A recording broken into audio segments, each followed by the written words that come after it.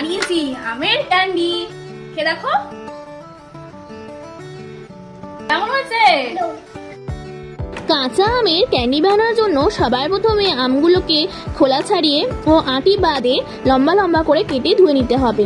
এইবার একটি কড়াইতে জল গরম করে আমগুলোকে দিয়ে দিলাম আর তার সাথে দিলাম একটু ফুড কালার। এরপর আমগুলোকে হাফ সিদ্ধ করে ছেঁকে তুলে নিলাম। এরপর আমগুলো গরম থাকা অবস্থাতেই তার সাথে পরিমাণ মতো চিনি মাখিয়ে নিলাম। তারপর ঢাকা দিয়ে 2 ঘন্টা রেখে দিলাম। 2 ঘন্টা পর দেখবেন চিনি পুরো গলে রস হয়ে গেছে। তখন আমগুলোকে চিনির রস থেকে তুলে একটি ট্রেতে রাখলাম। এইভাবে সব আমগুলোকেই রস থেকে ছেঁকে তুলে নিলাম। আর যে রসটা থাকলো ওইটা পরে চাটনি বানানোর ক্ষেত্রে কাজে লাগিয়ে আনা যাবে। এই অবস্থাতেই আমগুলোকে একদিন রোদ খাইয়ে নিতে হবে। তারপর আমগুলোয় একটু চিনির গুঁড়ো আর বিট লবণ ছড়ালেই রেডি আমার আমের ক্যান্ডি। ভিডিওটা ভালো লাগলে লাইক আর সাবস্ক্রাইব করে পাশে থাকবেন।